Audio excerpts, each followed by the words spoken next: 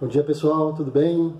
Mais uma vez, bem-vindos ao nosso canal, onde a gente vai falar aqui da vida em condomínio, dos condomínios, trazendo sempre alguma novidade para vocês. E não sei se vocês estão vendo aí ao fundo, né? Isso aí é uma imagem da National Geographic sobre o Titanic. O último vídeo que eu gravei, eu comentei lá, falando para você tomar cuidado, não deixar que o seu condomínio seja um Titanic. Eu só mencionei, eu não detalhei, disse que ia gravar um novo vídeo, é por isso que eu estou gravando agora. Então se você se interessa por condomínio, clica aí pessoal, primeiro no nosso canal, se inscreva, a gente vai estar sempre trazendo novidades, tá? Então, naquele vídeo eu mencionei que nós temos que aprender com as tragédias, temos que aprender com as situações.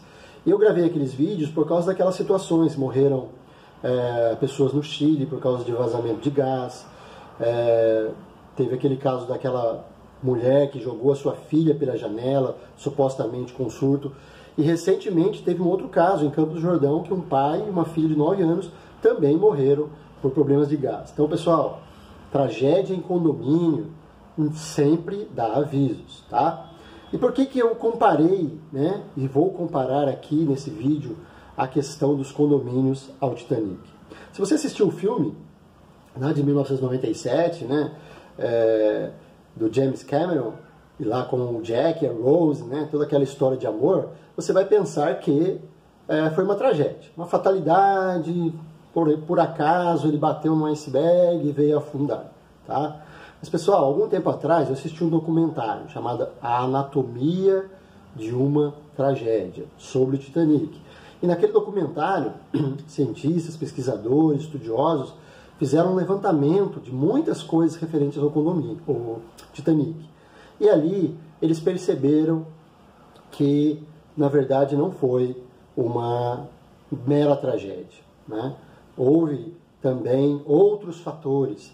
Isso também foi corroborado por um outro documentário que eu assisti, não vou me lembrar o nome agora aqui, mas onde os estudiosos, os pesquisadores identificaram muitos sinais de alerta antes daquela tragédia que ocorreu em 14 de abril de 1912, onde morreram mais de 1.500 pessoas. Eu sempre vou repetir, tragédias que são provenientes da ação ou omissão humanas, normalmente dão sinais de alerta. Nunca acontece de repente, sempre tem algum sinal aqui e ali. Nesses documentários, pessoal, os pesquisadores descobriram o seguinte: primeiro, na construção do navio. Segundo, né, naquela época a empresa já não tinha mais recursos para construir um navio daquele tamanho, então ela forçou os construtores, os engenheiros a reduzir custos, né, da construção. Um dos documentários que eu assisti dizia que provavelmente o aço, que deveria ser de uma determinada espessura, foi reduzido pela metade, né, o que poderia ter ocasionado a rachadura. Se ele fosse da espessura correta, não, até ocorreu um acidente num outro navio pouco antes que expôs essa situação, né?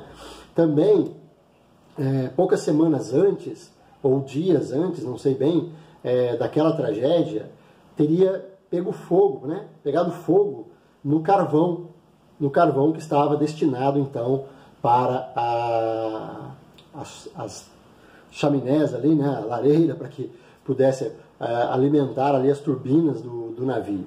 E pessoal, o que eles tinham que fazer? Né? Não podiam deixar aquele fogo, aquele incêndio ali no carvão. Eles começaram então a jogar, né, o carvão em brasa para dentro da fornalha ali, né, daquele forno que alimentava o mecanismo motor do Titanic.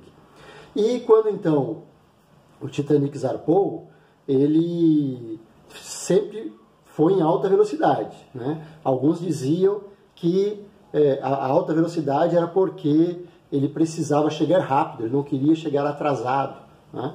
E eles zarparam mesmo com essa condição porque eles estariam falidos se eles atrasassem a viagem, né? A empresa estaria falida se eles atrasassem a viagem e não zarpassem, tivessem que devolver o dinheiro, a empresa entraria em falência. Então eles correram o risco, né? A imprensa dizia que ele era indestrutível, né? Ninguém afundava o Titanic, então eles correram o risco e foram assim mesmo. E esse fogo que aconteceu ali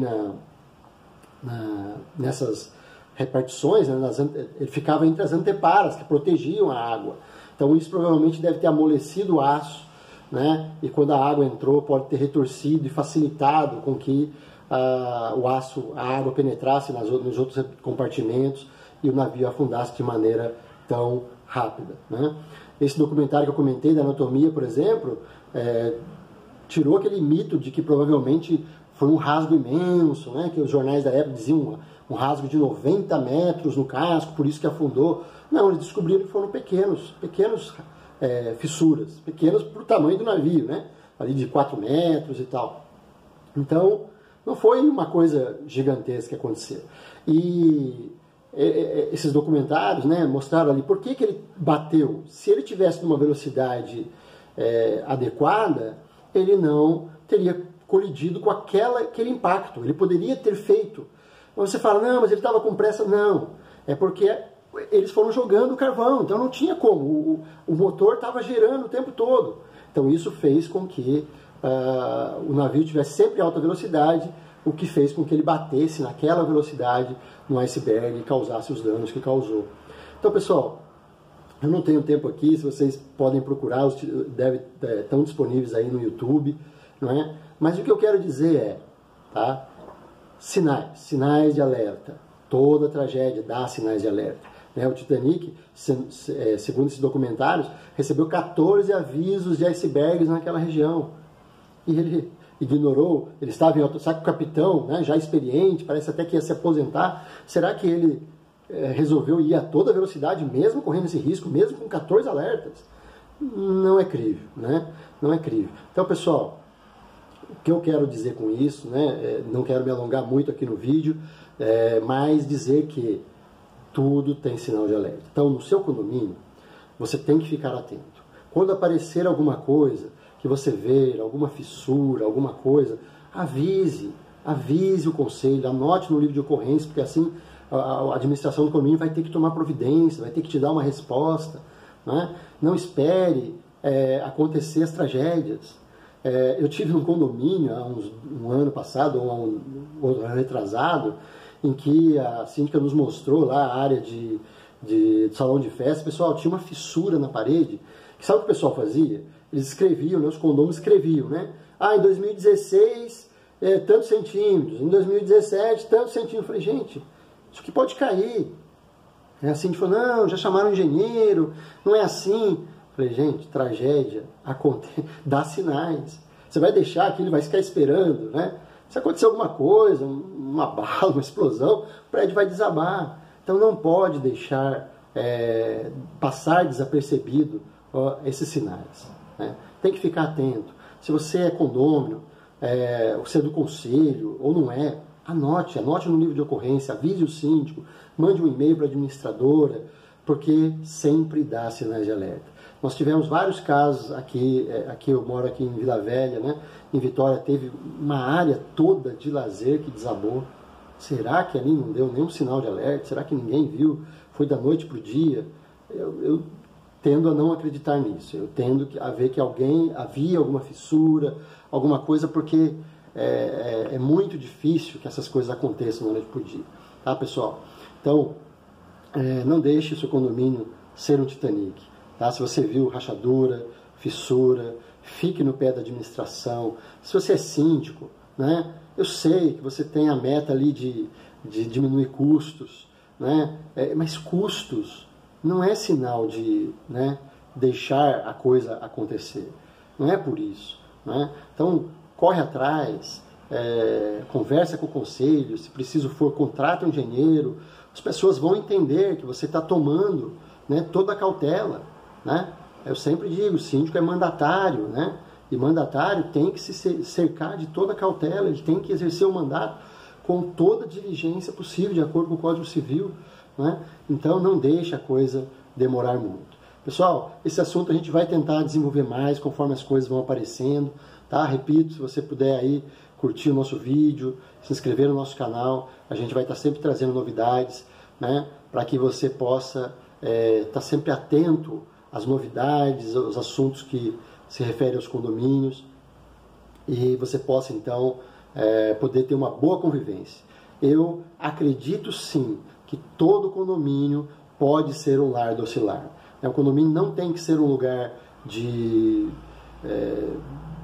onde você passa mal, onde você tem brigas, discussões. Não, o condomínio pode ser um lugar bacana, um lugar de convivência, onde você tem harmonia. Basta que haja uma boa gestão, uma boa administração, né? Então a gente vai desenvolver mais isso. Essa é a minha missão, ajudar os condomínios, administradoras, construtoras a tornar esses lugares um lugar bastante gostoso para morar, né? Habitável e saudável e alegre ali, né? Não ser um lugar triste que você vai para casa e fala, pô, o que eu vou encontrar hoje, né? Qual vai ser o problema? Não, um lugar bacana, tá bom? Pessoal, obrigado pela atenção, até a próxima e lembre-se sempre, né? O inteligente resolve problemas, mas o sábio os previne, ok? Um abraço.